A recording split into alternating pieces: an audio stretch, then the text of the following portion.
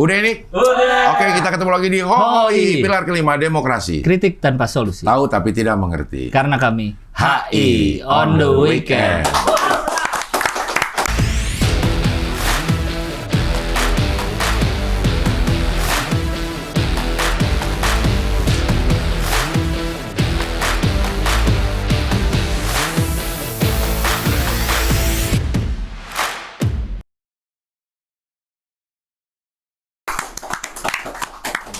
Oke, kali ini kita akan ngobrol sama orang yang Apa? gelarnya banyak. Oh, iya. Emang di on the weekend ini tamu gelarnya pada banyak-banyak ya. Iya. Kali ini ada Amir Arif SST SH MSI AK, CA, CFE. Pak Amir Arif. Ini apaan aja nih? Amir deh, apa Nama dari lahir itu. Nama dari lahir. Beliau ini Direktur Sosialisasi dan Kampanye Anti Korupsi dari KPK. Iya. Iya. SST itu apa? Dulu karena pendidikan saya di STAN, tingkat akuntansi negara dari D3 akuntansi, D4-nya akuntansi. Nah, karena diploma 4 jadi ya gelarnya itu Sarjana Sains Terapan. Oh, gitu. Kayak Ferry Irwandi. Iya, betul tuh. STAN. Ferry Irwandi. Irwandi Ferry. Iya. SH?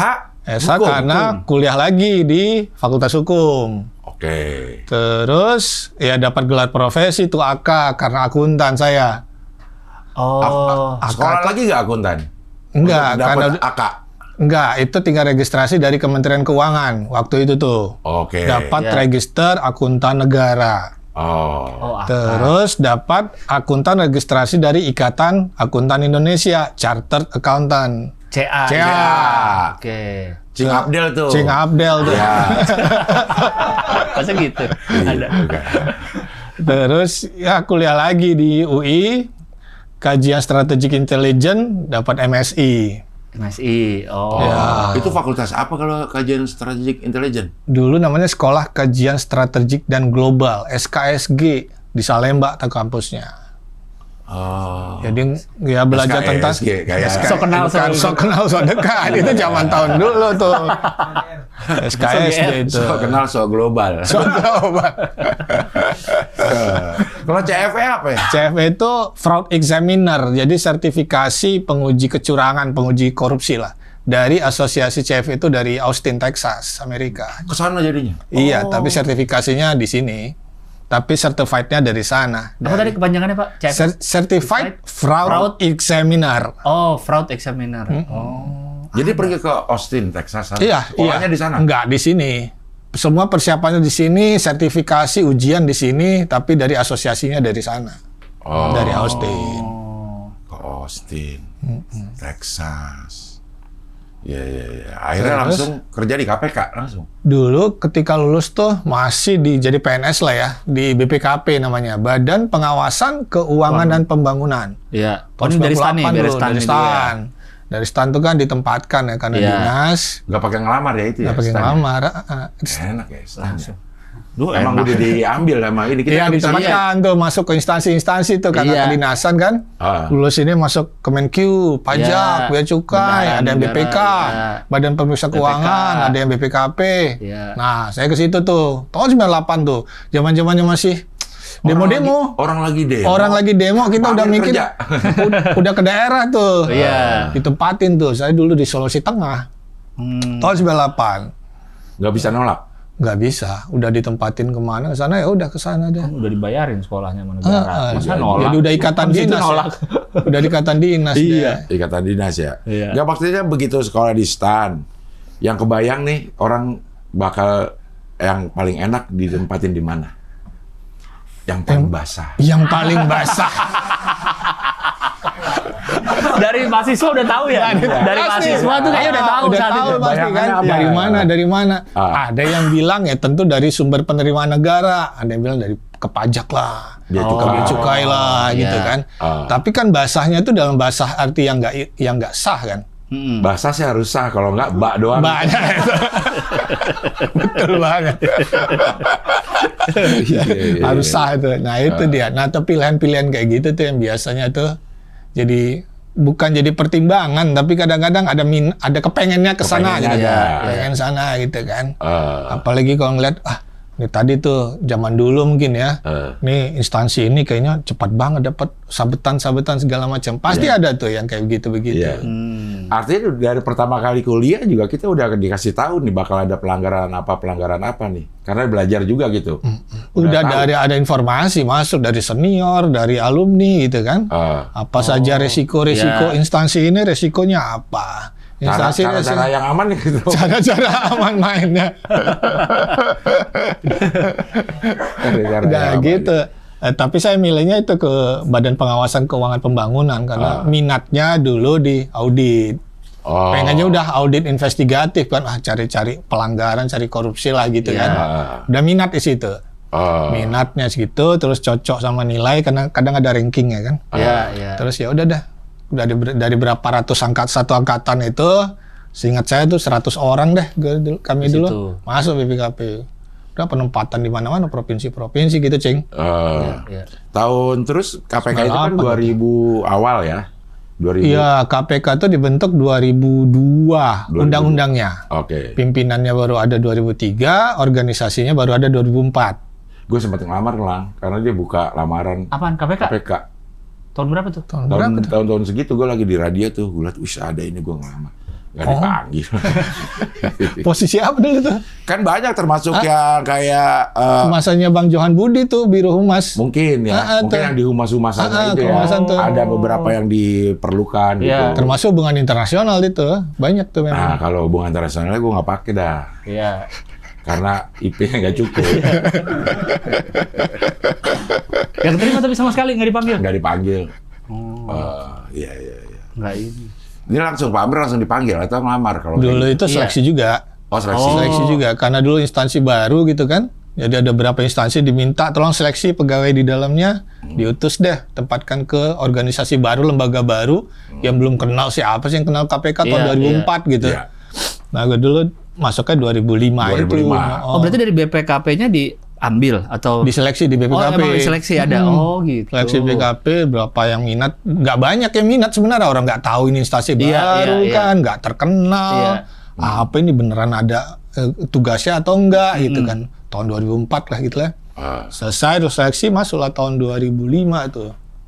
Jadi udah masuk tahun ke-21 ya sekarang. Tahun ke-21 betul di sini. Nggak pindah-pindah di KPK terus tuh. Di KPK terus.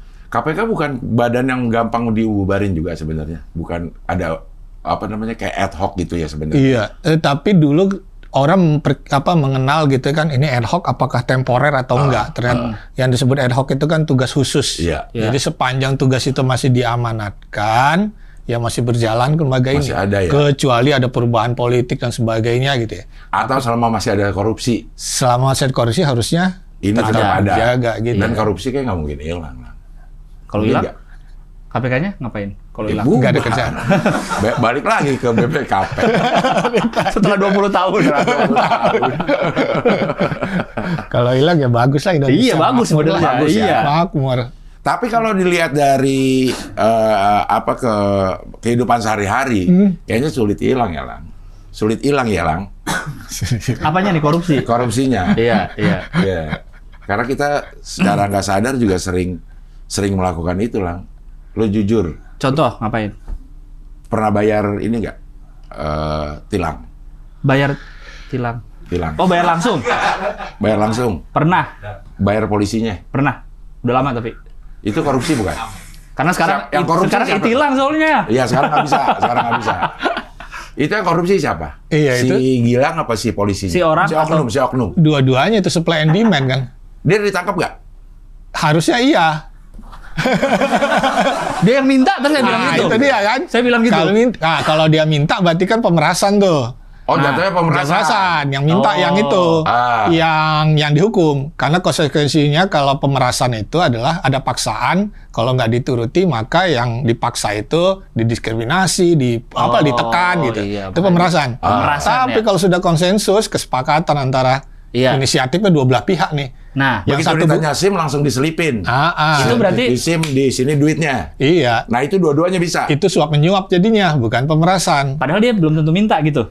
maksudnya. Iya, langsung kan ada aja. Inisiatif kita. Inisiatif tuh dari si yang pelanggar itulah pelanggar tilangnya kan. Iya. Sering juga yang begitu kan, pengen cepat, nggak mau Ataupun berurusan. nggak kan kita juga sering denger tuh korek yang dilempar yang dalamnya uang. Korek apa? Korek Gas. zaman dulu. Oh, korek yang ini yang Terus kayu. dalamnya ada duitnya dilipat gitu ya. dilipat, dibuang, walaupun nggak diberhentiin. Akhirnya jadi kebiasaan gitu. Oh, itu pungli itu udah tuh. Ya memang setoran itu Beda kan. lagi. Setoran Beda itu. lagi namanya ya? Jadi memang ya apa namanya si petugas ya, apalagi yang punya kekuasaan gitu kan. Iya. Ada pengguna transportasi lewat, dia Iya. nyetor harus rutin 20.000, 10.000 gitu kan. Truk ya sering yang biasanya. Iya, gitu ya. Truk bayar dulu. Padahal yang nggak ada apa sih itu Iya, yang dilanggar itu ya belum tentu juga. Tapi ada alasan-alasan dicari lah. Iya. Misalnya truk yang nggak lulus kir, daripada kena denda, bayar uang damai di jalan Atau yang 10.000, ini apa, 20.000. Overload, over dimension overload tuh odol.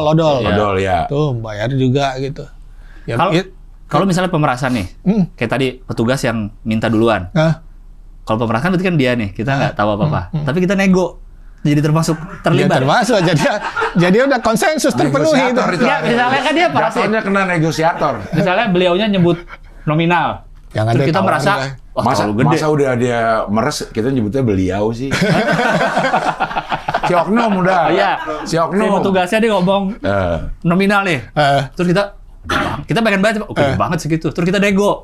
Terus iya. Berarti kita jadi terlibat dong. Iya. Karena ada negonya. Jadi itu tadi ada ijab kabul, ada kesepakatan sebenarnya. Jadi nggak satu orang doang yang sepakat. Berarti Karena dia itu sebenarnya- berarti jangan dinego, paling aman.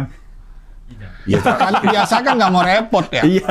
Iya. Iya nggak mau repot aja. Padahal sebenarnya kalau bayar resmi juga ya nggak mahal juga kalau pelanggaran-pelanggaran gitu. Bayar Iya ke sih. pengadilan kan setor lewat BRI itu. Iya benar. Iya. Iya. 50.000, 200.000 selesai. Iya. Cuma nggak mau repot gitu Benar. kan itu sih. Sekarang kan Cepat. udah nggak terlalu repot. Ya kan? Tilang. Tilang. Itilang. Heeh. Pernah saya kena. Lo gimana kalau Bayar lewat ini. Apa virtual account gitu. yang ditahan apa lo? Yang ditahan. Ah, Nggak ada. nggak ada ya? Dia ngirim surat ke rumah. Masa di rumah tiba-tiba ada surat dari polisi, kaget. Apaan nih surat dari polisi? Ternyata itilang, ada fotonya mobilnya. Jadi dari CCTV bukan karena di screenshot. diberhentiin. Bukan itilang yang dari kamera gitu. Akhirnya bayarnya lewat apa? Virtual account gitu. Tapi maksimal jadinya dendanya. Iya. Iya. Sekarang Iya, udah iya. jarang sih yang di apa namanya berhentiin dan ditilang diambil SIM atau STNK. Emang iya ya? Iya udah jarang, udah nggak boleh. Gue pernah di Taman Lawang, Pak. Tahun berapa tuh maksudnya? Tahun berapa ya? Pokoknya masih kuliah ada tuh. Kan di belakang KPK tuh kan? Iya. Taman Lawang. kan? Belum ada dulu Belum ada KPK. Tapi lu udah tahu dulu ya, dia akan ada KPK. Akan ada KPK di sini. Ada KPK. Jadi tadinya pengen godain yang bareng-bareng. Di situ kan taman wisata kan. Kayak taman safari ya. Kayak taman safari ya. Dulu Iya. masih ada orang kalau jalan-jalan kemana nih? Kita ke Taman Lawang yuk buat lihat-lihat doang. Iya. Gitu. Jadi kita naik mobil. Beberapa nih teman-teman banyak. Terus kita mau ngerjain yang di dalam satu orang nih. Beli rokok di situ. Dia beli rokok di situ. Terus kita jalan pelan-pelan. Supaya dia turun kan banyak tuh dikerubungin kan. Iya. Kita jalan pelan-pelan sampai berhenti dibelokan. Di belakang ada polisi. Turun dia nyamperin, terus ngomong begini, "Dek, saya bukan larang adek bersenang-senang." Ya.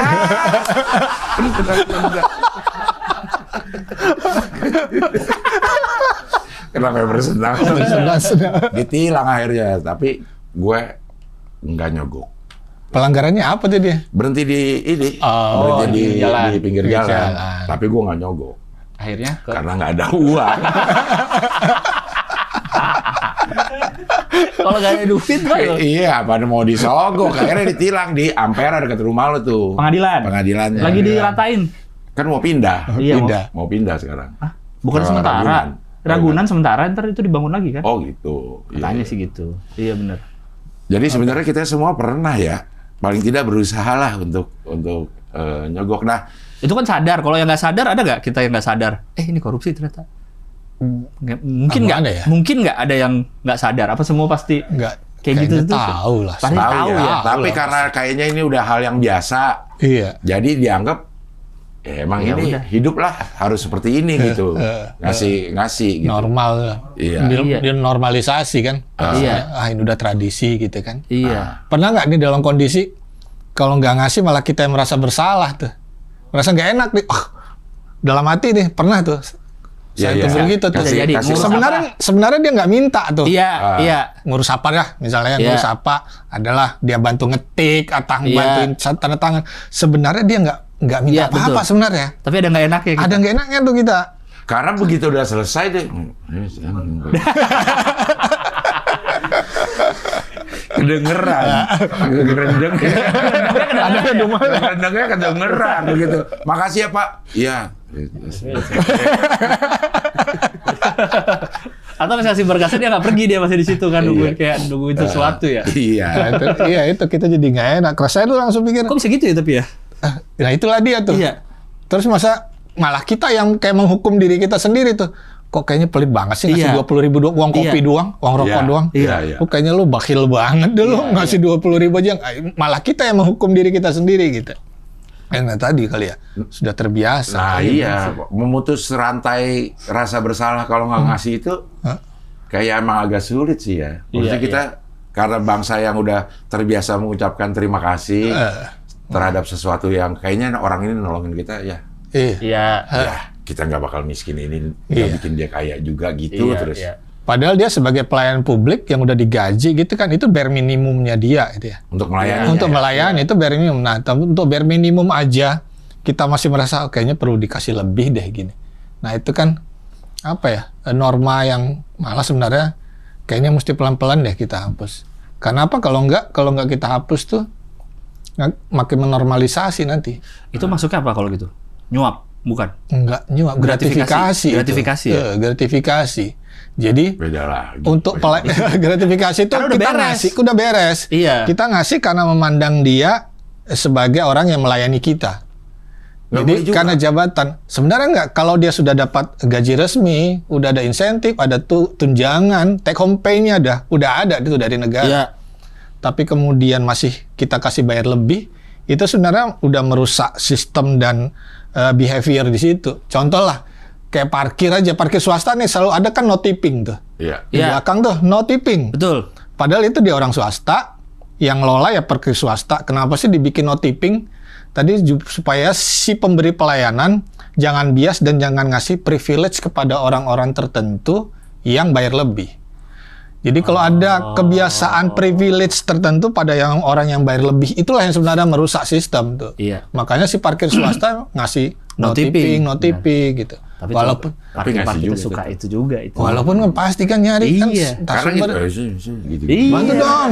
Kayak di mall dah. Bener. Mall cari lampu yang hijau tuh buat parkir susah banget. Apalagi kalau mall lagi penuh tuh. Penuh banget. Dia biasanya suka nawarin, mau parkir satu gitu kan gitu. Parkir. Cariin dong. Dia nyariin kan? Nyariin, dia kesini udah tahu karena dia udah tahu tempat yang kosong kan. Pas kita parkir, dia nungguin aja di situ. Nungguin sampai kita turun kan. Kita turun. Saya nggak turun, kita tahan-tahanan aja.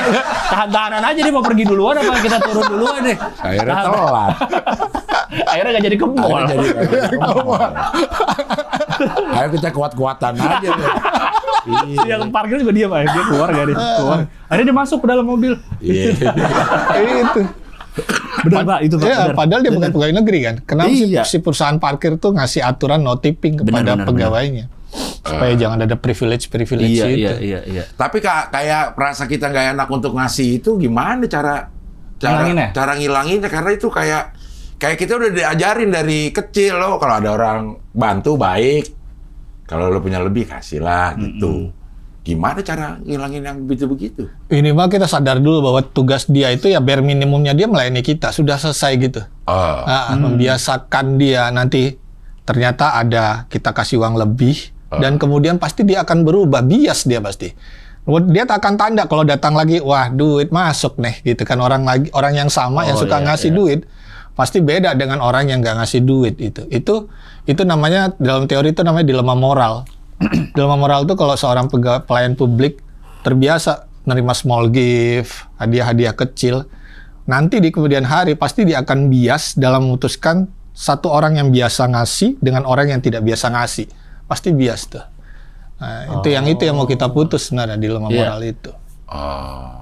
Itu dalam level yang kecil kan. Iya. Apalagi yang level besar, misalnya penegak hukum lah, ada pengusaha yang suka rutin memfasilitasi dia gitu. Kalau di kemudian hari si pengusaha ini berhadapan dengan hukum, pasti bias nih si penegak hukum nih. Pasti ada nggak enak. Ini teman gue nih yang biasa dulu bantu nih gitu. Dalam level lebih besar begitulah dilema moral itu merusak. Atau kalau pengen terhindari itu, begitu kita kasih tip ke orang itu, udah kita janji kita nggak ke mall itu lagi. Terus kemana? Patuh parkir tadi ya. Gitu, ya. Jadi tersiksa hidup. Kemana-mana. Saya diri sendiri ya. Iya. Gitulah. Ini, tapi ada nggak ada secara teori atau secara dipelajari apa yang kita lakukan nih kalau kita udah terbiasa memberi pada saat kita punya kuasa, kita akan otomatis mengharapkan imbalan nggak? Misalnya kayak karena kita biasa beri nih, kasih begitu kita punya kuasa juga ada keinginan untuk menerima nggak dari orang gitu? Iya pasti. Semakin terbiasa kita terima sesuatu tadi, hadiah, upeti, nanti makin begitu begitu jabatan kan makin tinggi gitu. Kita akan menormalisasi itu. Karena nggak ada namanya korupsi terima suap tiba-tiba di hari itu juga total dapat 10M. Dia pasti mulai terbiasa dari berapa M dulu gitu kan. Nggak akan mungkin. Pasti dari uang kecil, Cing. Iya. Iya ya. Pasti udah biasa, terima kecilnya aman, kecil aman dari terus. dulu juga gini, karena pasti normalisasinya yang lain juga begitu, dari dulu juga begitu. Nah itu kan menormalisasi itu kebiasaan perilaku itu, Cing. Ya sebenarnya ya kalau yang korupsi ketangkep itu karena dia nggak jago, atau karena KPK tambah jago. Kalau dalam kejahatan itu apa namanya ya? Selalu ada apa namanya? Selalu kayak tupai lah, pasti suatu saat akan jatuh juga. Tidak ada yang benar-benar sempurna dalam sebuah kejahatan. Betul. Pasti ada. Detektif Conan juga ngomong gitu, Pak. Detektif Conan juga ngomong gitu, pasti ketahuan. Iya. Itu karena kata Conan Edogawa itu. Iya, benar. Nulisnya gitu. Pasti selalu ketahuan. ada itulah. Iya. Ada yang celah. Contohnya gini. Kayak berapa minggu lalu tuh ada kasus korupsi di satu instansi. Pegawainya eselon 3, eselon 2 ditangkap tangan oleh KPK karena satu perusahaan rutin berikan setoran pada si kelompok PNS ini, instansi ini dalam pengurusan bea cukai. Ternyata dia rutin ngasih itu, rutin karena tiap bulan ada jatah. Jatah yang awalnya kecil, lama-lama perusahaan yang makin besar, jatah setorannya juga makin besar. Dan itu bertahun-tahun dinormalisasi. Dan ketika kita tangkap, ternyata sekelompok ASN ini bukan lagi diam-diam terima uang kecil, dia bahkan nyewa kamar apartemen khusus untuk nyimpan uang puluhan miliar tadi. Cash gitu. Karena dia takut ketahuan si keluarga. Iya. Dia bahkan bilang tuh di persidangan, takut nih kalau menyimpan uang ini di rumah akan ditanya sama istri, ini uang dari mana? Dia udah malu, tapi dia normalisasi itu. Dia bahkan sepakat sama teman-teman yang lain nyewa kamar apartemen, di situ uang puluhan miliar sama emas logam mulia dia simpan di situ. Dan itu pasti bukan perilaku sendirian dan baru terjadi itu saja. Jangan-jangan sudah ada yang ngajarin dia dulunya gitu kan, kebiasaan-kebiasaan gitu, dan biasanya itulah nggak terjadi dalam jumlah besar tadi, Cing. Pasti dari kecil-kecil, kebiasaan-kebiasaan kecil itu, Cing. Dinormalisasi, normal nih, yang lain juga begitu. Dari dulu udah begitu gitu. Jadi kalau kita lihat ada korupsi tiba-tiba dapat ratusan miliar gitu, iya berarti memang dia sudah normal melakukan itu sejak lama. Kalau dihitung mungkin yang ketangkap tangan ratusan miliar, tapi sejarah dia berlaku seperti itu mungkin miliaran-miliaran juga. Gue dulu pernah jadi penyelidik, Cing. Jadi kita bayangin orang yang melakukan itu orang yang butuh banget gitu ya. Mungkin gajinya kurang, gajinya menengah lah, mungkin menengah ke bawah. Tapi ada pejabat yang gajinya tuh udah ratusan miliar per bulan, Cing. Itu gaji resmi ya, take home pay-nya resmi. Di situ ada insentif, tunjangan, gaji pokok. Take home pay-nya resmi, ratusan miliar per bulan. Tapi begitu per bulan. Ulangi, ratusan juta, bukan. Ratusan juta. Terus kami tangkap tangan kan, terus kami geledah. Saya geledah itu ada satu ruangan kosong di rumahnya. itu ada dinding seperti ini. Ya. Itu udah gypsum gitu, tapi ada rongganya. Udah ada rongganya. Di dalam rongganya itu koper-koper pakaian, suitcase gitu, yang ukuran besar. Itu disusun rapi, ini setinggi ini, isinya duit semua, kucing. Itu ada nggak tuh, Cing? Isinya apa? Duit. Duit kan tuh, Cing? Saya masih kosong ya. Iya. Jadi siapin dulu ya rongganya. Jadi menormalkan itu dia merasa bahwa yang dari dulu juga gini gitu. Dia melakukan apa yang sudah dilakukan oleh sebelumnya juga gitu, dan nggak mungkin dia udah tua tiba-tiba punya gua harus terima suap dalam puluhan miliar atau miliar. Enggak, dia pasti itu kebiasaan dia ngumpulin itu. Karena dia ngumpulin tuh ya memang bertahap pasti itu. Mau diapain tuh ya duitnya ya? Di daerah juga begitu. Pernah juga dapat gitu. Wah, dalam rumahnya ya berkoper-koper uang. Dia takut ini kali ya. Takut makainya nyimpan ke bank juga takut gitu. Iya, Ya. pasti ketahuan kan. Pasti ketahuan sumbernya dari mana. Dicuci, kalau kata di Breaking Bad kan dicuci. Breaking Bad, di film Breaking Bad dicuci. Jangan usaha yang mencolok kalau menurut dia. Karena dia juga bikin usahanya cuci mobil. Cuci mobil. Iya, jangan mencolok. Iya, Breaking Bad bikin cuci mobil yang kan. pada cuci duit di dunia nyata pada nggak nonton Breaking Bad, Pak. Pada mencolok usahanya. Kita kan lihat, kayaknya nggak gitu deh. Coba kalau nggak mencolok, nggak akan curiga orang. Kalau gratifikasi itu batasnya apa, Pak? Misalnya uang terima kasih itu masih gratifikasi? Iya, sebenarnya dasar gratifikasi nih. Dasar gratifikasi adalah pemberian karena jabatan. Kita ngasih lebih karena mandang dia jabatannya dia, itu udah sebenarnya terpenuhi itu gratifikasi. Itulah dia sebagai pemberian dalam arti umum. Dia udah digaji oleh negara, tapi kita ngasih lebih karena mandang dia punya jabatan. Kalau dia bukan siapa-siapa, kita nggak akan ngasih dia. Nah, itu udah terpenuhi gratifikasi. Kayak hampers gitu? Iya, itu sebenarnya gratifikasi. Tapi karena kita makhluk sosial, yang nggak hidup di uang kosong lah ya, ada norma kesosialan, keluarga, adat, istiadat, kenormalan gitu. Kemudian kita batasi mana yang harus dilaporkan itu sebagai pemberian ilegal. Tapi ada yang boleh diterima kelumrahan. Misalnya hal-hal yang berlaku umum. Misalnya dalam satu pertemuan ya ada tamu dikasih makan, minum. Nah, itu normal karena semua orang yang datang dapat minum. Maka itu bukanlah ilegal. Tidak memandang itu jabatan. Misalnya dalam pesta adat, Cing.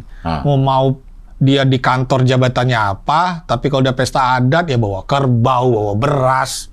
Maka itu hal-hal yang normal dilakukan. Maka ada batasan-batasan itu yang diatur oleh KPK, Cing. Tapi kalau sudah di luar batas itu dan melebihi kewajaran, misalnya nih, kalau KPK membatasi pesta ulang tahun misalnya ya, si pejabat ulang tahun, terus anak buahnya urunan buat beli kue, hidangan, nasi tumpeng. Iya. Kita akan batasi itu 500.000 per pemberi gitu, itu masih normal. Tapi lagi-lagi kalau tadi acaranya memang buat lingkup pergaulan seperti itu. Tapi kalau kemudian lebih daripada itu, dia bikin pesta, lalu banyak terima hadiah, ada yang ngasih gadget segala macam, memang itu udah pasti gratifikasi yang ilegal. Ada batasan nominal? Ada batasan nominal, kita diatur oleh KPK. Lagi-lagi untuk mengatur tadi jangan sampai juga kita antisosial gitu, masih ada batasan. Nah itu tadi. Sekarang batasannya 1,5 juta per tahun ya. Per tahun oleh per orang pemberi. Tapi kalau ada yang ngasihnya 1.000 orang, 1,5 juta, ini punya temen banyak nih 1.000 orang. 1.000 orang. Ada ulang tahun nikahan gitu ya. Tapi pesta pernikahan tadi masih kita tadi bisa kasih kesempatan tadi kalau memberikan kurang dari 1,5 juta tadi batasannya. Tapi lagi-lagi sebenarnya kita akan sosialisasikan bahwa tolong self assessment-nya, kontrolnya ada si pejabat. Betul. Iya. Kita bisa tahu kok dia ngasih itu memang sebagai pergaulan atau memang pasti ada tanam budi. Ada tanam budinya. Iya. Jadi kontrol itu ada di kita sebenarnya. Kita yang ngatur, ini orang ramah tamah sama kita, nawarin apa, ini buat tanam budi atau sekedar ramah tamah biasa, itu kontrol di kita. Tahu tuh kita sebenarnya ya? Tahu pasti. Pasti pejabat nggak ada yang bilang nggak tahu nih, nggak mungkin nggak tahu. Orang baik doang. Orang baik nggak mungkin. Pasti ada tanam budinya itu, Cing. Fungsi luhur kita udah tahu bahwa ini orang ngasih Pasti ada maunya. Pasti ada maunya. Ada maunya. Oh. Iya, iya. Berarti idealnya kalau misalnya pejabat atau pelayan dapat kayak gitu, idealnya tuh dilapor ya atau gimana? Lapor. Misalnya dapetnya dia nih. Lapor KPK. Lapor KPK saya dapat ini Iya. gitu dari orang ini. Dari gitu. orang ini. Nanti KPK akan mengases, menguji ini pemberian masih normal atau tidak. Kalau tidak akan disita negara untuk dilelang. Oh. Jadi uangnya masuk ke kas negara itu. Ada tuh yang lapor. Oh, banyak yang lapor. Semakin lama semakin banyak yang lapor. Itu apa namanya ya? Sebenarnya masa depan negara ini masih baik lah. Iya, Karena masih banyak pegawai negeri yang terima itu lapor. Kayaknya ini nggak normal deh dapat ini. Dari mulai kain batik yang mewah, kain sutra, lapor kok. Banyak pegawai negeri yang dari daerah-daerah malah, Cing. Lapor gitu deh. Mungkin nggak sesuai dengan hati nuraninya juga lapor. Kalau yang dikasih uang, ada yang Termasuk lapor juga lapor. Oh, ada yang lapor juga. Masih lapor. Lapor masih kas negara langsung masuk, nggak dipegang oleh KPK itu, langsung masuk Kementerian Keuangan sebagai kas negara. Gitu. Apa aja barang-barangnya Pak yang Dari yang lapor? kecil, dari mulai kain ya, kain, jam tangan mewah, terus barang-barang seni, Oh iya. ya seni, patung barang gitu. elektronik, ya gitu-gitu. Yang paling banyak yang di daerah apa ya? Uang tunai ada juga ya kayaknya. Uang tunai banyak.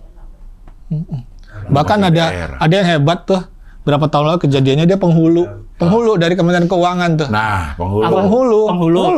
Dia cuma menikahkan. Iya. Tapi kemudian dia terima sesuatu yang lebih daripada tarifnya. Udah lebih banget. Dia lapor kok ke KPK. Yang hebatnya tuh. Bisa di Google tuh siapa nama penghulu itu ya. Penghulu itu. Dulu kita pernah juga sini datang tamunya Penghulu. Oh iya tuh ada saya nonton kontennya. Penghulu. Dia dapat penghulu terbaik. Penghulu teladan. Penghulu teladan. Tapi akhirnya jadi beban karena dia nggak bisa telat katanya. Karena udah penghulu teladan. Iya, penghulu teladan saya nggak mau katanya. Saya harus datang setengah jam sebelumnya. Kalau misalkan dari gratifikasi terus dilapor, terus KPK kan berarti meriksa orang yang ngasih juga. Yang ngasih enggak? Nah, yang ngasih enggak? Enggak. Oh. Yang ngasih enggak? Nggak pokoknya yang diselidikin terima. gitu? Pokoknya yang terima. Karena gratifikasi itu memang membebankan tanggung jawabnya kepada penerima. Jadi role-nya baseline-nya adalah si penerima harus nolak. Iya, nolak nih. Karena orang yang nawarin kan banyak ya. Iya. Maka benteng si penerima ini kuncinya tolak dulu. Baseline itu tolak dulu. Kalau nggak bisa tolak, terima boleh, tapi segera lapor. Tapi kalau yang ribet yang kawinan nih, Pak. Kawinan kan misalnya yang nerima angpau nih, Pak kan yang nerima anaknya. Siapa tahu itu dari relasi bapaknya gimana. Makanya itu memang harus lapor. Kita dari dulu lapor. Ini acara ini. Kalau sekarang sih semakin baik ya, banyak acara hajatan pejabat tinggi itu udah nolak dia, nggak mau terima daripada gitu. Ribet gitu kan. Tapi sebenarnya lagi-lagi Cing, kontrolnya tuh si pejabat sendiri. Dia pasti tahu orang. Pejabat kalau bikin hajatan ngasihnya kan bukan pada hari H itu. Kalau si sponsor, pasti si jauh-jauh hari udah ada nawarin. Bos, gua nawarin catering nih bos nyediain ini bos gitu kan. Biasanya kan gitu Cing. Jadi bukan pada hari H itu masukin amplop kepada anak, enggak. Sponsor cukong-cukong pasti di belakang itu. Udah sebelum itu sudah nyiapin itu biasanya. Jadi sebenarnya kalau kita mau jujur aja, sebenarnya berasa semua bahwa kita sedang melakukan kesalahan ya. Atau kita mau mencoba nyogok misalnya, kita tuh sebenarnya ngerasa juga ya, walaupun kecil. Ini salah nih gitu. Ini salah nih. Yang nyogok. Yang nyogok pasti ada sadar. Kayaknya nggak gini deh mestinya gitu ya. Pasti nggak gini deh mestinya. Pasti ada rasa itu kok. Apalagi yang nerima. Apalagi yang nerima. Harusnya gue nggak terima deh ini deh. Nggak terima deh. Kayaknya nggak mungkin deh. Ini orang ngasih ridho ikhlas demi Allah demi Rasulullah gitu. Ada deh kayaknya deh. Kayaknya enggak ya. Ada deh kayaknya. Iya, kecuali emang keluarga ya. Iya. Kalau keluarga salah satu pejabat. Kita keluarga dari pejabat itu. Ngebiayain perkawinan anaknya si pejabat nih karena kita keluarga. Boleh gak kayak gitu? Kontrolnya kalau dia bukan pejabat tetap kita biayain atau enggak? Biayain sih. Nah, itu udah berarti oke. Tapi gue dapetnya dari Lu duit dititip, Bang.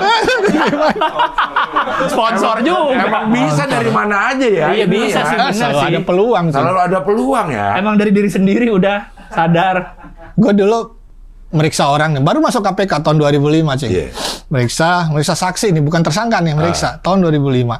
Mungkin masih miskin kali ya, dari PNS miskin gitu kan. Iya. Dia ngobrol-ngobrol sambil meriksa nih, dia nanya tuh, "Bang Amir, tinggal di mana?" "Saya ngontrak di Kayu Manis." Dulu ngontrak Kayu Manis tahun 2005. Iya. Kontrol KPK tuh masih di dekat Istana Negara, Jalan Veteran. Semek lah, Jalan Veteran tahun itu. Iya. Kesini naik apa? Masih naik bus Jepang. Zaman dulu ada bus Jepang itu yang dari Pramuka tuh, Cing. Sampai situ. Wah, masa naik transportasi umum sih, Bang? Saya ada mobil nganggur nih, Bang. Pegang aja kuncinya. Zaman dulu dia nawarin Avanza-nya tuh. Tahu kan 2005 Avanza masih oke tuh, Cing. Dia masih nawarin itu. Nah, itu tadi inisiatif itu selalu ada, godaan selalu ada. Lagi-lagi kuncinya di kita. Ini orang nggak jadi bukan tersangka nih orang, masih saksi. Kita udah baca. Ini orang juga nanti nggak akan bersalah kok. Ini masih level saksi yang netral nih. Tapi dia tetap nawarin itu. Pasti nih ada tanam budi nih. Pasti di suatu saat kalau ada urusan di kemudian hari, dia pasti ingat sama gue nih. Gitu. Iya. Remnya kan ada di kita tuh pasti. Iya. Dia orang tolak dong, jadi tolak. Iya pasti tolak dong. Kalau Innova boleh deh. Iya.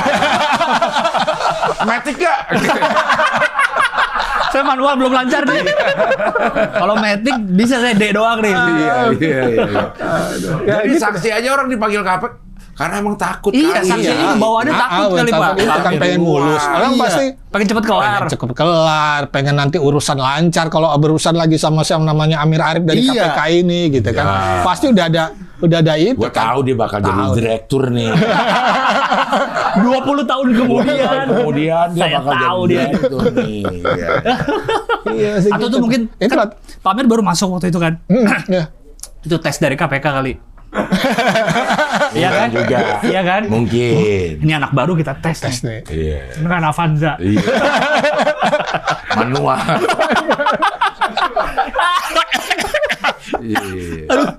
Tapi kalau kita mau otokritik di KPK sendiri, ada nggak praktek-praktek yang begitu yang akhirnya nerima kayak yang dilakukan oleh orang itu ke Pak Amir?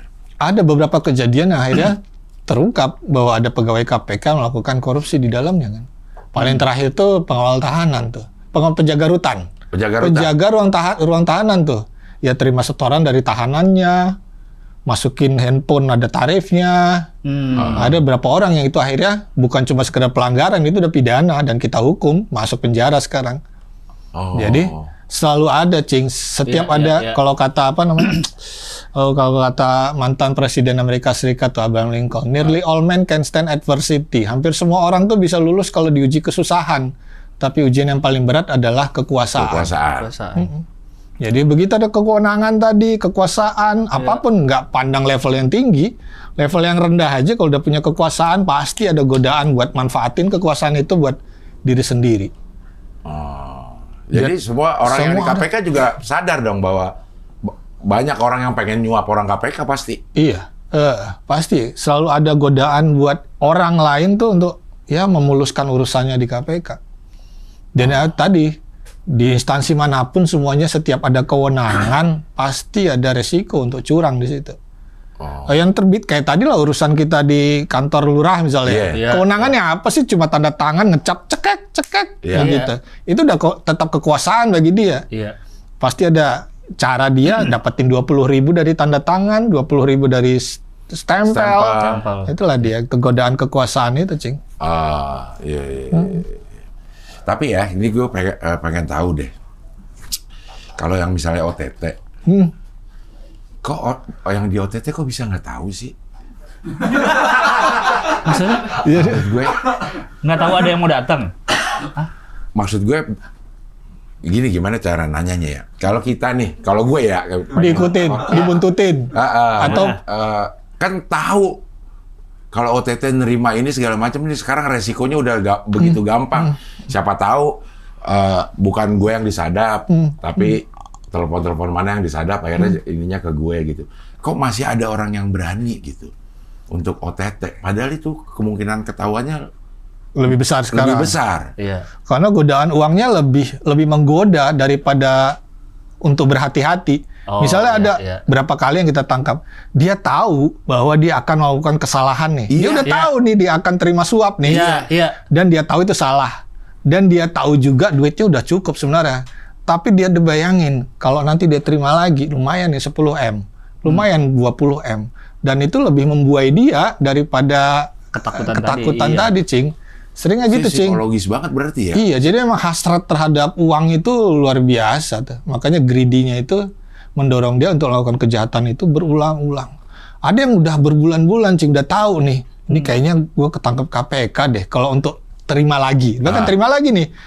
Menurut kita kan normalnya dia tiarap deh, sembunyi deh, insaf, tobat kayak gitu kan. Tobat lah gitu kan. Ya nggak juga, dia tunggu berapa minggu direda gitu. Dia akan negosiasi lagi sama orang lain buat terima lagi di kemudian hari. Jadi uang itu betul-betul membuai deh, Cing. Akan gitu terus. Akan gitu terus ya? Gitu terus ya? Dan KPK jadi nggak akan bubar-bubar. Benar ini KPK nggak akan uang itu begitu bubar. menggoda ya, kayak film barat lah ya, uang itu betul-betul menggoda. Iya pasti. Karena greedy adalah seven deadly sin. Salah satunya greedy memang. Jadi udah pasti ada. Ada contoh nggak sih negara yang pernah punya kayak KPK terus akhirnya bubar KPK-nya karena dianggap udah aman? Ada nggak? Kalau jadi bubar enggak.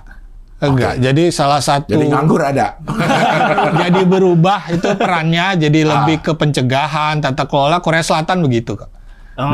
Dulunya nangkapin, kemudian lama-lama pelan dia penangkapannya semakin, mungkin yang level-level udah jahat banget baru tangkap, tapi pencegahan, pendidikannya lebih diutamakan. Korea Selatan begitu. Tapi bubar enggak, karena sebenarnya diamanatkan di UNCAC, United Nations Convention Against Corruption. Jadi konvensi anti korupsinya PBB itu tahun 2003 ya, nggak salah. Itu ngamanatin bahwa setiap negara itu harus punya badan otoritas pemberantasan korupsi independen sendiri. Jadi nggak boleh nggak punya gitu. Nah, Indonesia sudah meratifikasi itu, jadi harus ada. Kalau mau dianggap sebagai negara yang maju, yang peradabannya lebih baik, yang lebih modern, harus punya itu gitu. Jadi harus punya. Kita juga, gue lah paling tidak ya, suka dengar namanya indeks korupsi. Itu apa sih? Maksud gue kagak ngerti indeks korupsi itu. Indeks korupsi kita. Indeks persepsi korupsi. Jadi korupsi itu diukur tuh berdasarkan persepsi orang terhadap negara itu. Jadi yang ngukur tuh masyarakat yang ngurus pelayanan, ngurus izin, ngurus usaha di negara itu, dia akan punya persepsi. Negara ini menurut persepsi Anda, beres nggak sih pelayanan publiknya? Kalau buka usaha ada pungli atau enggak? Nah itu makanya namanya indeks, bukan indeks tentang korupsinya, tapi persepsi responden terhadap negara itu. Jadi memang yang diukur adalah bagaimana si responden ini memandang kemudahan bisnis, usaha, pelayanan publik tanpa suap, penegakan hukum tanpa korup, berurusan sama abgakum nggak pakai nyogok, demokrasinya sehat atau enggak, pengawasannya sehat atau enggak. Itu indeks persepsi itu.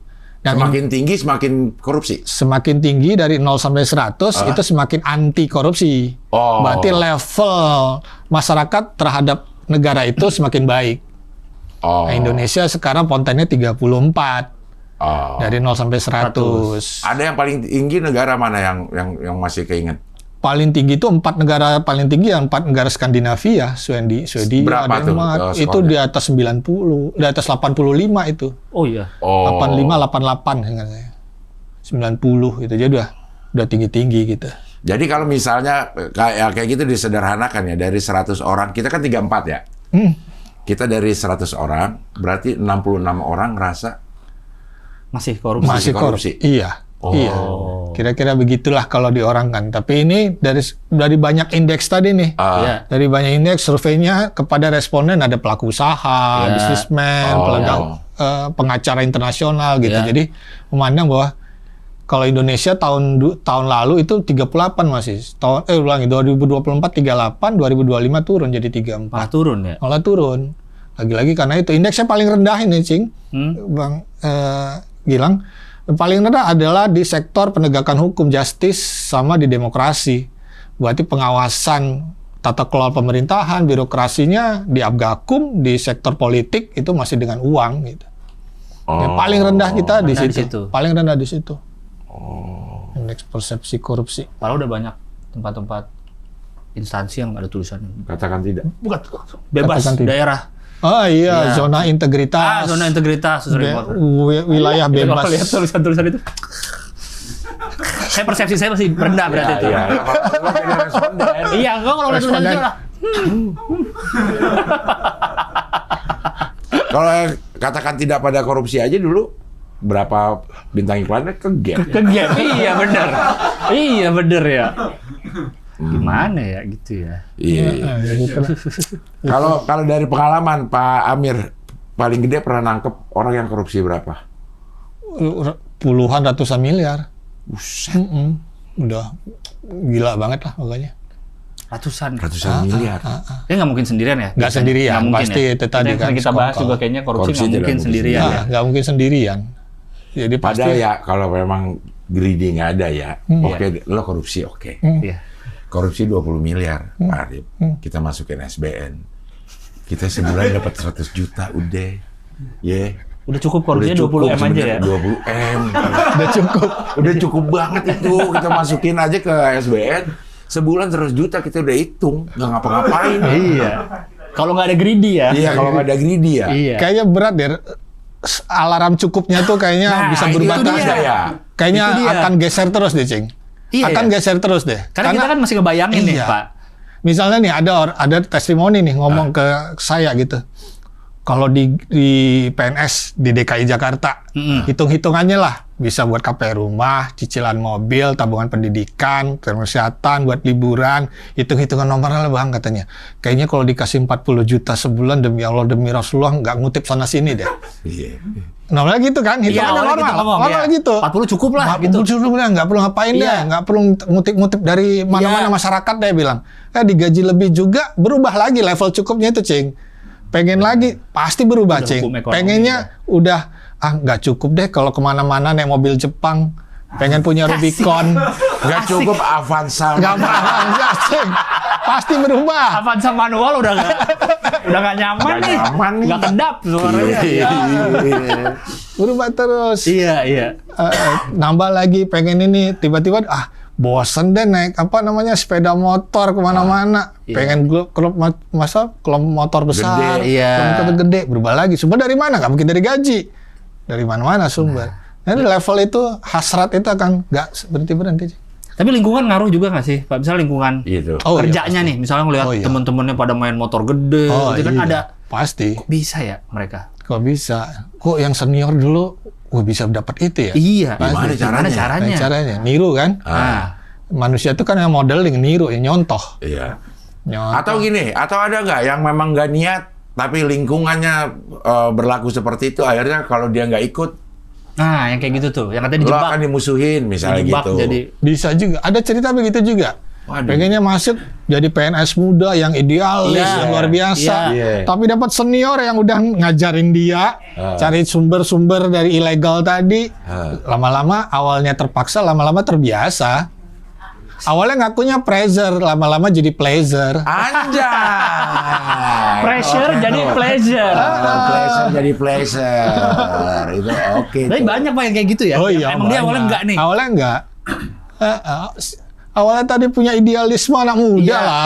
Iya. Dan itu nggak cuma di PNS, tahu dong, dulu aktivis, anti reformasi. Udah mulai menyempit nih Pak, kalau gitu Pak. Dulunya aktivis. Begitu dapat kekuasaan, serakah banget ngutip sana sini gitu kan. Artinya cuma karena kita belum dapat kesempatan aja. Iya, katanya. Masa sih gitu? Ya itu tadi gitu, tuh. Pak. Faktor pertama kecurangan, korupsi pasti ada kekuasaan, yang kedua kesempatan. Gabung antara kekuasaan dan kesempatan. Wow, udah. Pasti godaan ini kuat banget. Kuat ya, karena gue sering banget tuh ngeliat Sujiwo Tejo tuh, kalau lagi ada masalah-masalah korupsi, dia tuh selalu bilang, udah nggak usah terlalu mencaci maki gitu si pelaku koruptor. Mungkin kita karena belum ada kesempatan aja. Emang kayak gitu ya? Ya itulah dia formulanya, ada kekuasaan dan ada kesempatan, ada kewenangan, ada kesempatan. Dapat naik level jabatan, punya pangkat, lalu kemudian kekuasaannya tadi kondusif, pengawasannya lemah, sistemnya udah toksik, buruk, kejadian masih.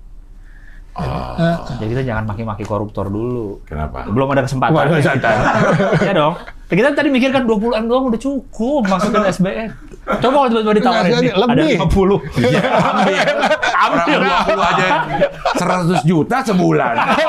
Apalagi 50. Apalagi 50 tinggal kaliin 2,5. 2,5 50 juta itulah.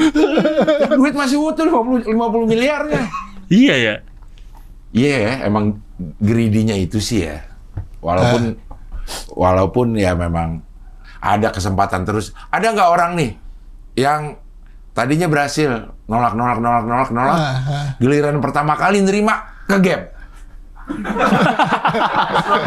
Kalau dari pengakuannya. Kalau kata orang hari apes nggak ada di kalender. Apes nggak ada kalender. Nggak ada di kalender. Udah gue tolak.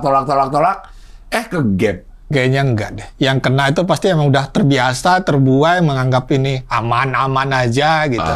Itu biasanya kena. Itu kalau baru pertama kali langsung ke gap, sial banget itu. Iya, siapa tahu yang lagi ikut-ikutan. Yang ikutan doang, dia nggak aktif tapi dia kebagian. Ketangkep nggak? Kalau dia nggak tahu nih. Gimana misalnya? Misalnya kita berkomplot untuk korupsi ini bertiga. Oke, set dapet nih korupsinya, kita bagi Rahman deh. Serek. Dia ketangkep nggak Rahman? Kalau dia nggak tahu. Rahman tuh nanti akan diperiksa level taunya seperti apa. Awalnya saksi dulu. Enggak dulu. Dia sebut nggak tahu tuh seperti apa. Jangan-jangan dia nggak tahu. Sebenarnya dia mestinya tahu bahwa ini penghasilan Cing Adil kayaknya nggak normal deh dari yang legal. Pasti ada sumber-sumber lain. Lalu kemudian tapi dia tutup mata tuh, nganggap udahlah TST tahu sama tahu atau yang tahu-tahu aja gitu kan. Udahlah. Tapi kalau si Roman butuh kayaknya uang mulus dari Cing Abdel nih. Mestinya dia tahu ini pasti bukan sumber yang legal mestinya. Jadi kalau dia beralih nggak tahu, maka akan dipertanyakan level nggak tahunya itu. Mestinya tahu. Tapi dia pasti akan dipanggil. Iya, pasti. Yang gini-gini yang nawarin Avanza ya. Saat diperiksa ya. Iya. Tapi kalau dia tahu, iya saya tahu, tapi saya nggak bisa berbuat apa-apa nih Pak. Karena ini segerombolan ini atasan saya semua. Kena nggak? Dia tahu ada tindakan kejahatan, dia nggak ngelaporin. Kalau kita tadi level tahunya itu level tahunya seperti apa? Kalau dia sebenarnya tahu tapi kemudian tidak membantu melakukan kejahatan, karena dalam pidana itu kan ada turut sama-sama melakukan atau membantu melakukan. Kalau turut bersama dan membantu itu pasti harus diminta pertanggungjawaban pidananya. Tapi kalau yang tadi tidak turut membantu atau tidak bersama-sama melakukan, maka tapi dapat uang. Tapi dapat uang. Gimana tuh? Balikin lah itu paling gampang. Oh iya, kalau belum kepake aman dong. Ada uang nih Pak, saya nggak pakai. Iya, nggak pakai gitu. Saya nggak tahu itu. Karena ada tuh yang kita lihat juga tuh di berita, misalnya dia korupsi, terus sudah kepake buat bikin acara, bayar penyanyi. Kok penyanyi harus balikin sih? Maka tadi di level tahunya itu akan diperiksa. Si penyanyinya ini. Level tahunya itu penyanyinya juga ditanyakan ada tuh berapa tahun. Kejadian level tahunya dari mana. Jangan-jangan tadi itu biasa ketahuan kalau udah diperiksa. Ternyata tahu yang ngasih udah ngomong, ini sumber dari sini loh. Maka level tahunya itu yang harus diteliti, diperiksa lebih jauh, Cing. Jadi mungkin aja bisa nggak usah balikin karena memang benar nggak tahu. Iya, tapi yang dia bilang ke media saya nggak tahu, ternyata sebenarnya di belakangnya dia tahu. Itu yang harus kita periksa lebih jauh, Cing. Atau supaya nggak ribet aja, udah gue balikin supaya gue nggak terlibat, bisa? Biasanya sih dia pengen cari nggak mau jadi masalah di kemudian hari ya balikin. Karena apa yang dia sampaikan di media itu berbeda ketika diperiksa. Biasanya begitu. Biasanya gitu, Cing. Oh, jadi periksa di media apa, pas press conference beda lagi. Media kalau tanya kan dikejar wartawan di lobby tuh. Nggak tahu nggak apa, saya nggak tahu nggak apa-apa. Pansan ada yang lari, Pak ya. Pada lari kemarin kan, nggak mau ribet. Iya, lari daripada ditanya. Ceritanya lain gitu. Kemarin yang lari yang mana ya? Ada yang di KPK itu yang lari ke belakang. Wartawan, Pak, cari gojek. Wartawan udah nggak ngejar, dia masih lari. Wartawan udah diem, dia masih lari. Apaan? Tabung PS2 kan udah PS2 nih gitu. Kenceng banget dia udah kayak Kipchoge. PS2. Iya udah kayak Sebastian itu tuh. Iya yang di maraton. Aduh. Itu yang baru tuh yang belum lama kita bahas tuh, lucu banget videonya. Iya. Oh, kasus bea cukai juga tuh ya. Oh, iya. Tapi emang kebayang sih Pak, mungkin itu ya, karena waktu kita baca beritanya, kami ngebayanginnya turun terus kan wartawan pasti banyak kan. Pasti banyak kan. Ngomong apa deh, bingung kali ya. Lanjut aja dah. Emang kebetulan aja ini. Kebetulan udah pakai Adi Zero. Kayaknya kita kebayangin gitu kan, kayak tadi Bapak bilang mungkin pas lagi diperiksa dia jawab apa, pas ketemu wartawan, aduh ngomong apaan ya. Mending lari dah. Iya. Oh, ada berarti sih level tahu itu ya, level tahu itu yang harus level dicek ya. tahunya pasti dikejar terus. Karena korupsi ini harus ada dua pihak, baik terpaksa ataupun enggak ngasih uang. Kalau kita kan yang nggak terpaksa tuh yang kayak uang terima kasih. Sebenarnya ada nggak sih caranya nih yang di Finland, yang di Skandinavia itu deh, dengan level yang tinggi itu, apa sih yang dilakukan sama si negaranya atau masyarakatnya tuh sampai akhirnya dia bisa segitu tingginya gitu? Tata kelolanya udah lebih baik ya, tata kelola baik. Kalau dari indeks persepsi korupsi itu, faktor-faktor yang masih merah di kita itu tadi soal penegakan hukum, keadilan, itu demokrasi mestinya tadi. Penegakan hukum itu ya tanpa duit kalau ngurus apa-apa gitu. Terus termasuk demokrasi. Demokrasi itu jangan ongkos politik biaya tinggi.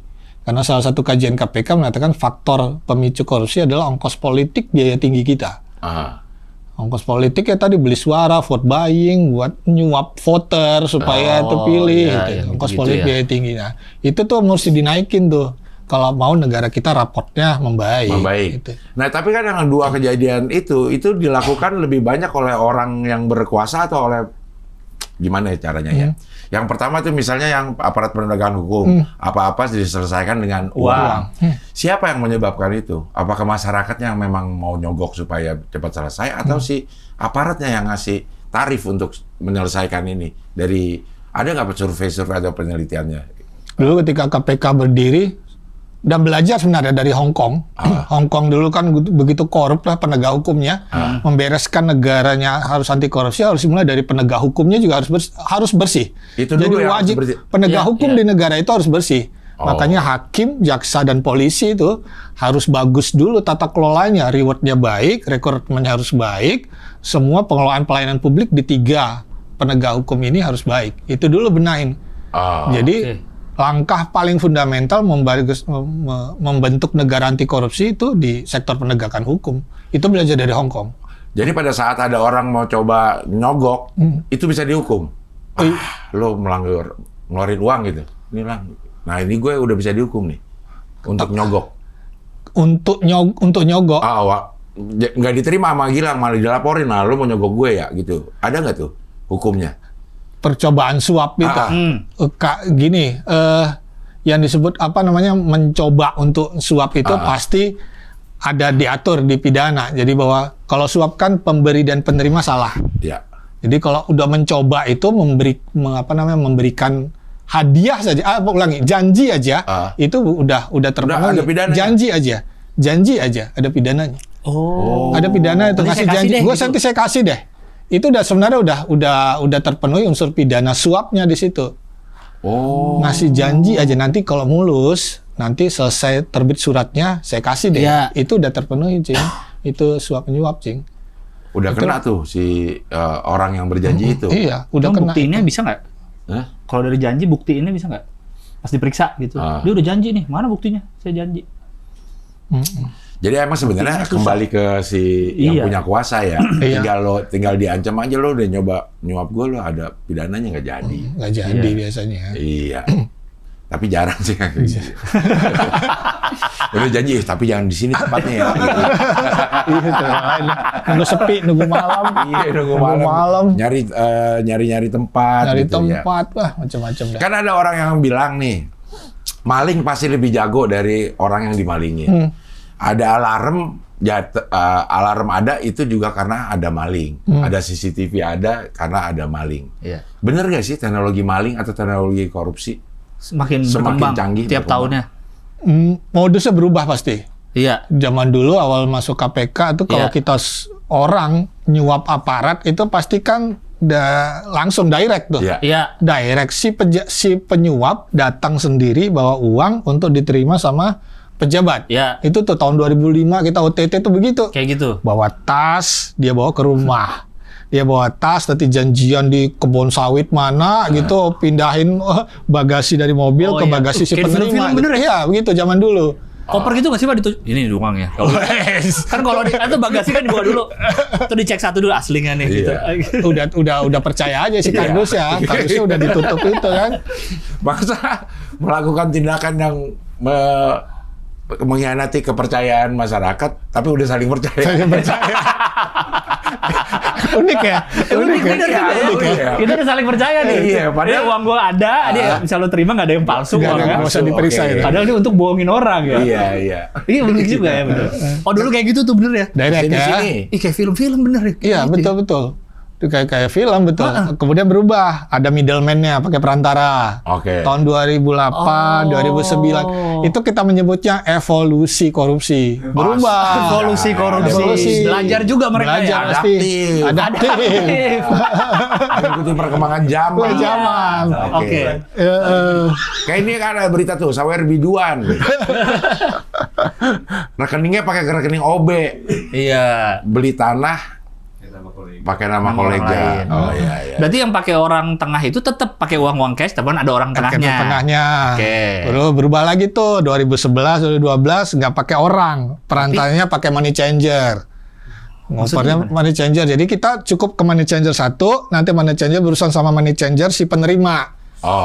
Money changer ada money changer aja yang ini nih. Jadi ditukar dulu ke uang. Iya, ditukar dulu ke valuta asing. Nanti dia akan nyiapin ke money changer yang lain. Untuk dicairin. Si A dan si B, si pemberi sama si penerima nggak perlu komunikasi biar antar money changer yang itu oper-operan. Yang penerima ngambil di money changer lain. Ya, gitu.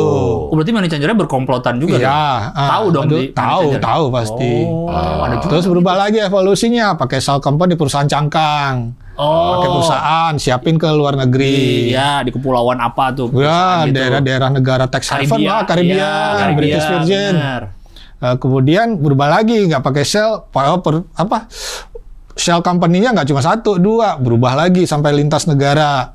Kayak kasusnya korupsi Garuda dulu tuh, itu sampai negara berbagai macam negara menyiapkan cangkang-cangkang tadi, uangnya oper-operan sana operan sini gitu. Makin lama makin rumit. Itulah evolusi korupsi tadi, berubah. Makanya kayak ada kan yang di OTT bilangnya. Iya. Tapi dia lagi nggak ada di lokasi penerimaan dan penyerahan uang. Betul. Tetap dianggap lagi ketangkep di misalnya nih kita lagi nyop-nyopan di sini. Tapi ini untuk kasusnya Rahman. Rahman juga tetap OTT disebutnya. Iya, betul. Walaupun dia nggak di ruangan ini. Betul. Karena dia sebenarnya udah memandatkan Gilang gitu, udah ada lo atornya Gilang. Sebenarnya dia udah mengotorisasi semua apa yang dilakukan oleh Gilang itu udah sepengetahuan dia sebenarnya. Cuma dia tangannya tetap bersih, Cing. Dia minjem tangannya dia. Tapi di lagi santai. Statusnya dia tetap OTT. Oh iya, pasti bahkan dia intelektualnya. Kan makanya saya nggak OTT, orang saya nggak ada di lokasi. Memang sekarang nggak akan ada di lokasi si aktor intelektual. Tangannya akan tetap bersih, yang bekerja adalah jejaringnya dia. Dan dia nggak akan terima duit, Cing. Tapi butuh apa-apa akan diberesin sama Gilang. Dia butuh tanah, Gilang yang bayarin. Dia butuh servis apa, Gilang yang bayarin. Jadi kalau dicek dia nggak akan pegang uang. Boneka. Tapi aktor intelektualnya dia, Cing. Iya, dia dalangnya dia. Saya hanya wayang di sini. Iya. Oh gitu ya. Tapi sampai sekarang kan yang ditangkap ya masih kayak gitu sebenarnya, ngasih uang cash, masih pakai cara yang sebagian juga masih ya. Kenapa? Kadang-kadang nih ada yang unik nih. Kadang-kadang nggak sepenuhnya percaya di si Roman sama Gilang. Nggak mau juga, jangan-jangan dia curiga juga. Ini kalau dikasih cek kosong, jangan-jangan dimainin dulu sama Gilang nih duitnya apa gitu.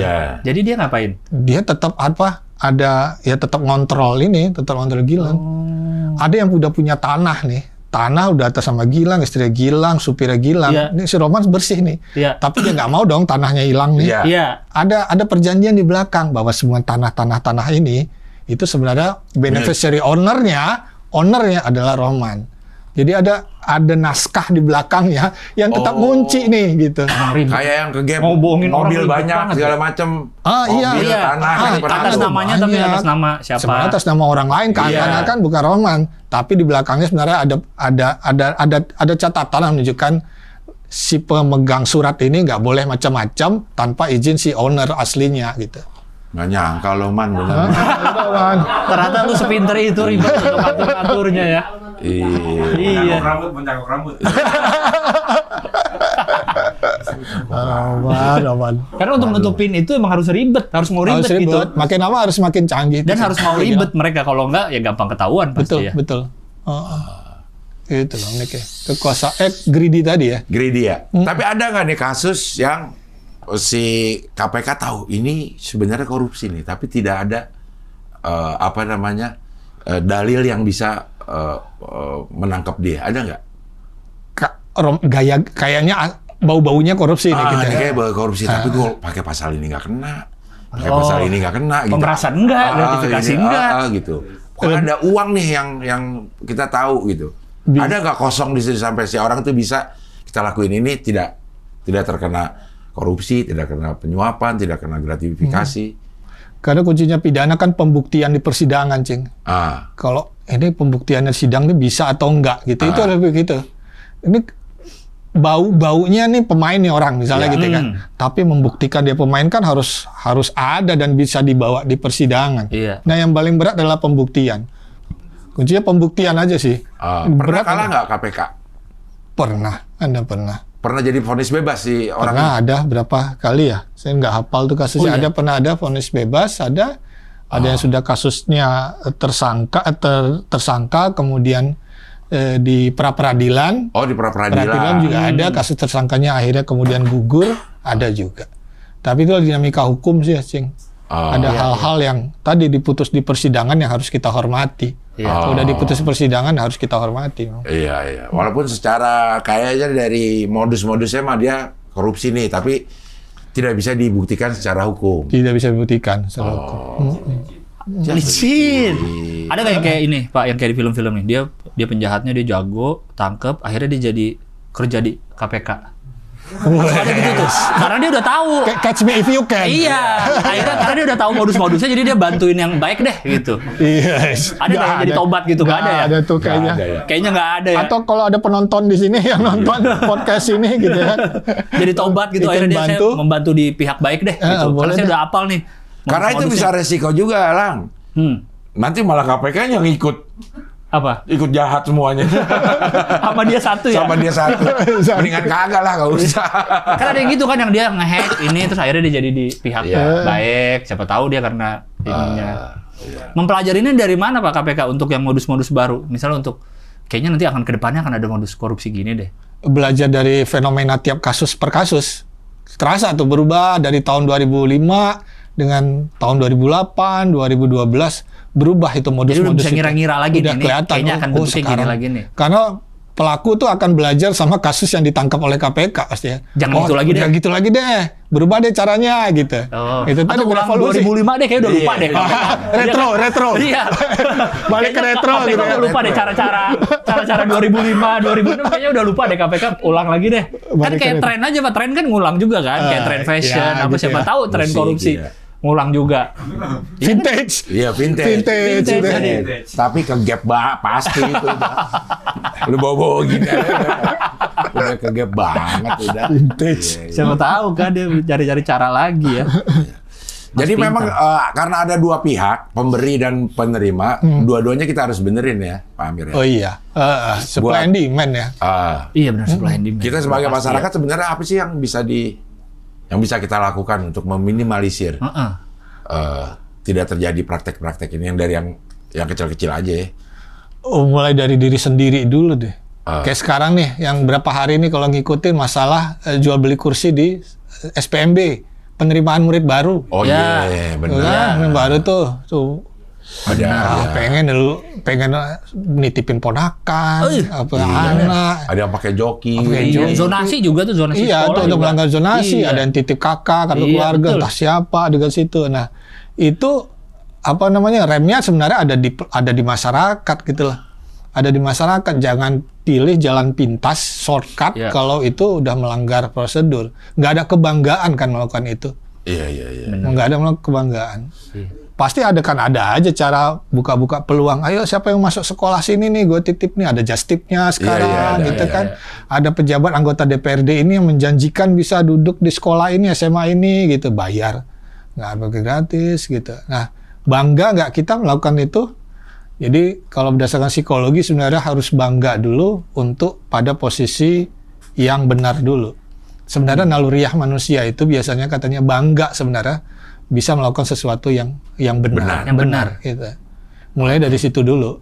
Iya. Kalau dalam hatinya tahu tuh, kalau misalnya dia bisa beli kursi buat anaknya di sekolah bagus, dalam hatinya tahu itu tidak bangga sebenarnya nggak bangga. Iya. Nggak bangga lah dari nitip kursi gitu kan. Nah itu yang kita tanamkan kepada pelajar, masyarakat, orang tua murid, keluarga. Mulai dari keluarga sih, Cing. Iya. Iya.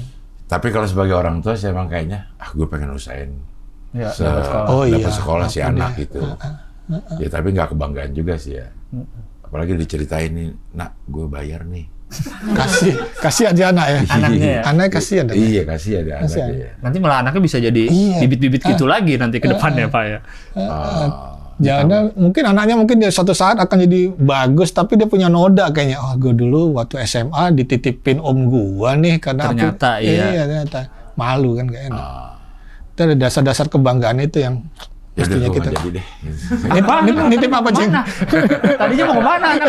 Baru mau kuliah soalnya Pak, anaknya tahun ini. Tapi udah diterima alhamdulillah. Tanpa ngasih-ngasih. Iya dong, itu kebanggaan itu, Cing. Mudah-mudahan juga lulus bisa kerja di KPK. Untuk menolak Avanza. Iya. Avanza. Naik udah harus naik nih karena dulu Avanza bisa nolak. Innova bisa nolak. Alphard bisa nggak nolak? Iya dong. Harus naik ya. Iya benar. Iya karena godanya juga semakin tinggi, orang udah direktur. Iya benar. Iya harus. Udah Alphard, Denza lah paling nggak ya. Iya. Udah merek dah. Expong lah. Expong udah ini. Godaan udah expong nih. Iya, bonus atau satu gitu. Ya kasih yang kecil juga deh, Pak. Mobil gede, mobil kecil. Godaannya udah banyak ini pasti dia. Ya. Tapi selalu ada godaan untuk yang terang-terangan ngasih. Mau ngasih Pak Amir. Oh iya, macam-macam dulu godaan. Ketika masih di penindakan, kalau sekarang udah nggak ketemu langsung udah nggak ketemu sama itu kan tugas saya kan di pendidikan sekarang. Berarti sebelumnya yang nyelidikin, ngikutin. Iya, ngikutin itu. Ngikutin surveillance, nyamar, undercover, tugas saya. Nyamar pernah? Iya. Nyamar jadi apa? Pakai kumis nggak Pak? Pakai kumis palsu gitu nggak gitu kayak? Pakai kumis palsu. Masih ada nggak berita gue ya? Pakai kumis palsu. Beneran? 2008. Tadi bercanda pakai kumis palsu. Nyamar jadi apa? Wah, macam-macam lah ya. Macam-macam pedagang jalanan segala macam. Itu kalau nyamar kayak gitu lagi mau ngapain? Buntuti. Oh, ngebuntuti. Ngebuntuti.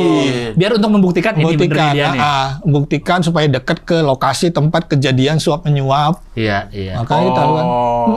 Kalau yang nyamar ditempatkan jadi misalnya pekerja gitu ada nggak sih? Ada juga. Oh, ada juga. Ada juga. Saya dengar. So itu teknik-teknik itu tergantung kebutuhan di operasi kan. Iya, katanya pernah ngobrol sama itu KPK. Kalau ketemu teman di tempat umum lebih baik jangan disapa. Misal sama pegawai KPK nih, lagi jalan di mall terus ketemu pegawai KPK, lebih baik jangan disapa. Karena takutnya lagi nyamar dia. Oh. Lagi tugas. Iya, jadi gitu lagi ya. tugas. Lu ngapain di sini? Iya. Bukannya lu di KPK? Oke, kenceng lagi suaranya. Kencang suaranya yang dibuntutin dong. Bubar. Woi, Terbakar. Lebih baik jangan itu. Berarti dulu juga ke lapangan itu nyamar-nyamar gitu. Itu bagian dari tugas observasi kan, pengumpulan informasi namanya. Takut ketahuan Pak sama si siapa tuh yang lagi di ininya kan bisa bahaya kan kalau ketahuan. Nggak tahu lang. Ini orang KPK. Iya. Masa itu ya nggak boleh tahu. Iya. Masa itu nggak boleh tahu. Kalau sekarang kan muka udah di mana-mana. Iya. Siapa kamu ngikutin saya terus gitu? Kan bahaya juga kan? Iya. Kalau ini resikonya. Makanya pakai kumis. Iya. Ada Pak ininya beritanya. 2008 itu belum ada. Coba Amir Arif pakai kumis palsu. Ada ya? Masih ada nggak? Coba cari 2008. Beritanya kali, jangan image. Berita aja kali. Kumis Kasusnya palsu. apa Pak? Coba Ingat cari. nggak? Kasusnya ingat nggak? Coba cari kumis palsu. Masih ada nggak? Ada kumis palsu. Masa bisa dicari Amir Arif kumis? Ya karena di beritanya ada tuh kumis palsu kan. Nggak ada. Nggak ada. Tahun 2008 belum ada itu. Iya. Nggak ada lagi. Nggak ada. Iya. Ya. Tapi bener lah ada lah yang kayak nyamar-nyamar 2007. gitu yang di. Sampai sekarang masih begitu ya? Kalau yang Oh iya, kalau tugas lapangan lapangan tuh ngikutin ya. ada khusus. berarti ada ininya dong, divisi KPK yang mempelajari make up gitu. Oh iya ada. Untuk, ada beneran? Ada. Yang untuk palsu-palsu. Maksudnya itu skill yang nyamar, harus iya, skill yang dipunya. harus dipunya kan? Nah, termasuk seni peran. Berakting sebagai apa? Jadi Logat. ulang Matias Mucus. Iya. Berarti kan harus bisa logat, misalnya menyamar jadi Iya. apa, bisa bahasa Jawa, Seni bisa peran. bahasa ini. Pelatih seni peran kita dulu, Ah, almarhum sekarang, siapa? Didi Jadi Petet, Petet. dan almarhum Yayu Undro. Ya Unru juga. Di Unru juga. Wah bener-bener latihan gitu berarti ya? Latihannya beliau kan galak tuh beliau tuh. Iya. Galak banget, nggak ada cerita lu mesti berakting apa total gitu. Jadi masa itu salah satu kunci keberhasilan KPK tangkap tangan ada jasa almarhum Didi Petet dan Petet. almarhum Yayu Undro. Wah itu pelatih acting Acting hebat coach emang. emang. Iya, ya. acting coach hebat. Acting coach hebat. Berarti mungkin agen-agen KPK yang lapangan kalau nggak di KPK lagi main film udah. Udah jago. Udah jago. Pengalamannya apa? Saya agen KPK. Iya. Nggak pernah ketahuan. Itu dia. Kalau bisa jadi yang tukang bakso ya Pak. Saya udah jago banget nih. Iya. Saya udah Walkie jago banget. talkie. Kalau jadi bos kayaknya enggak, saya nggak pernah. Oh bener-bener latihan gitu Pak. Iya. Bang harus gitu tapi ya. Harus serius itu memang sih ya. Iya. Kalau nggak ketahuan nanti. Oke lah Pak Amir, terima kasih sudah makasih hadir sini. banyak. Mudah-mudahan dilihat sama para koruptor dan koruptor cari modus baru. Pening lagi kita ya. Cari evolusi lagi Yang bisa mereka. kita ambil dari obrolan hari ini adalah mulainya dari apa? Dari kita. Iya, yang kecil-kecil tuh juga bisa bahaya itu. Jangan anggap remeh yang kecil. Iya. Jangan anggap remeh yang kecil-kecil itu. Nggak usah ditakut dibilang nggak tahu terima kasih kalau habis nerima sesuatu yang memang dia harus lakukan itu. Ya. Iya. Itu udah bare minimum dia. Bare minimum dia. Ya. Sama hilang harus dihilangin tuh nggak enak Nggak enak ya. Nggak enak kalau orang Indonesia ngasih tuh. nih. Iya. Kasihan. Iya. Kasihan. Dan paling tidak coba kalau ada yang nyogok Avanza, tolak dulu dah. Kalau bisa anak-anak baru KPK nolak Avanza, minimal direktur. Yes. Karirnya. Iya. Pak Amir, terima kasih ya. Makasih. Sehat-sehat Makasih, terus. Ceng. Makasih, Bang Gilang. Mudah-mudahan Iya, KPK terima kasih banyak. nangkep banyak orang dah. Ya. Iya. Keren lah, hoi. Iya, Amin, iya, amin. iya. Oke lah kalau gitu sampai ketemu lagi di Hoi, pilar kelima demokrasi. Kritik tanpa solusi. Tahu tapi tidak mengerti. Karena kami HI on the weekend. Yeay.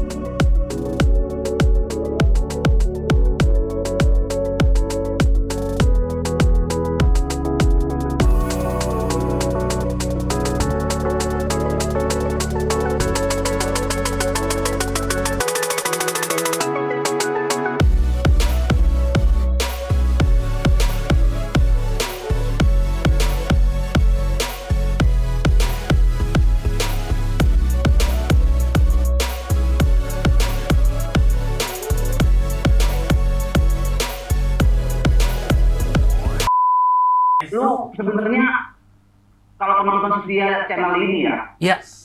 lu tuh kocak dapet, ilmu dapet, banyak banget yang lu nonton podcast selain Hoi ya, lu perhatiin aja narasumbernya. Kadang-kadang pertanyaan-pertanyaannya, kadang-kadang narasumbernya belum selesai udah dipotong nanya lagi, jadi masalahnya nggak kelar. Dan lagi, si Abdel itu semuanya, padahal kadang-kadang nggak ngerti nih sama apa ya narasumbernya, tapi dia tuh pertanyaannya selalu tepat dan cenderung mewakili gitu. Ini emang pemain sih kalau Manis. lu sayang banget dah. Gua tuh ngikutin semua. Kira-kira mau narasumbernya siapa? Dengerin di motor gini, emang tiba-tiba udah sejam, Lu membership dah. Lu bedain nama Cing Abdel, cara nanya ke narasumber lu bedain. Dapet ilmu dapet.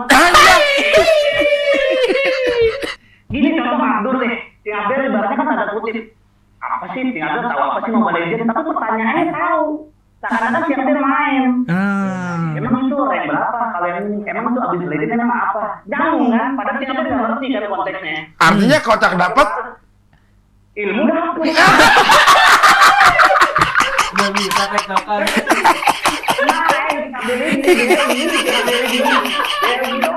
ini